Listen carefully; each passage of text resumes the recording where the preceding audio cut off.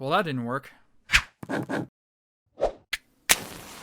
Welcome to the first part of a 3-part video series aimed at people wanting to get into the competitive side of Super Smash Bros. Ultimate. The series will be aimed at newer players, casual players, and players that may have been playing for a while but never really took the leap to get into the tournament scene. The main topic of focus in this video will be deciding on what character to main. By the time Fighters Pass 2 is fully released, there'll be over 80 characters in this game. So which one do you pick? Let's get started. So there's 3 main points we're going to go over, and maybe an extra special bonus point at the end of this video that will help you hopefully decide on picking your character in order of least importance to most importance. And we will start with the first thing, the least important thing when picking your character, and this might be a little bit controversial, but that is the tier list. Now, the common knowledge, if you ask around, say a friend or someone who's already into the competitive scene, they'll say that the tier list is quite important for picking a character. You want to pick a character that's good, you want to pick a character that's high up on the tier list, but that information doesn't apply to you right now. If you're a casual player just getting into the scene, tier list does not matter. So when we get further into the points, I'll reference this some more, but for now, ignore the tier list, and we're gonna just talk about the second most important point here, and that will be playstyle.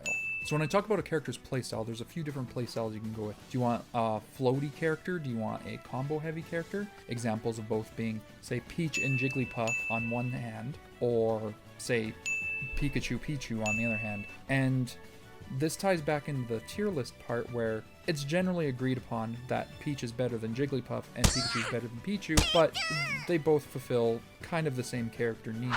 So once you find a playstyle you like, then maybe you can sort of reference a tier list after you've played a couple characters in that playstyle and see which one that you enjoy the most. And that ties into the most important point of these 3, and that is having fun with the character. Having fun with the character is the most important point when deciding your character after looking at the other 2 previous points. Let's say you have 2 characters that you're trying to narrow your option to 1 character. Maybe one of the characters is slightly higher on the tier list, and maybe the other one is maybe slightly below that, or maybe even a couple tiers below that. But the one that's lower on the tier list is the one you want to go ahead and main, because you find you have more fun with that character. You're going to have to play this game for thousands of hours to get to a really good competitive level where you're winning tournaments, possibly winning money, starting to get recognition, and people cheer your name and people hate fighting you in bracket because you're so good. To get to that point is going to take thousands of hours. And if you do not enjoy the character you're playing, you are not going to be able to put in time. You'll lose your motivation, you'll lose your drive, it'll feel too grindy. So at this point, above all, fun is the most important factor to this. And maybe you pick a higher tier character as you get better, as your Smash career takes off. But these better characters, as you get better at the game, you may find they're more fun than your previous main. And once again, it all comes down to fun being the number 1 factor.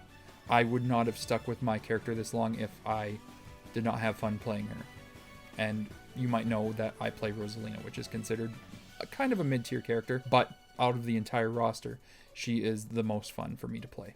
And the bonus point, we're going to call this point 0, stick with the character. Once you've found the character that you are considering maining to get competitive at Super Smash Bros. Ultimate, stick with it for a minimum of 100 hours. That's no exaggeration, 100 hours with 1 character before you consider swapping again. You're going to probably have to spend at least an hour or 2 with every character in the roster to really decide which one you enjoy. And this may seem like a time sink, but this goes back to that thousands of hours you're gonna have to put into this game to get good. It's going to be a journey, but it'll be worth it in the end. Well, that about wraps up the first video. It was pretty short, but these are going to be pretty short videos in this 3-part series. In the next part, we will go over getting yourself into the training mode and starting to grind out some advanced techniques for your character, trying to build your own training regime, and labbing out getting execution down and starting that grind and starting to get better and continuing on the journey.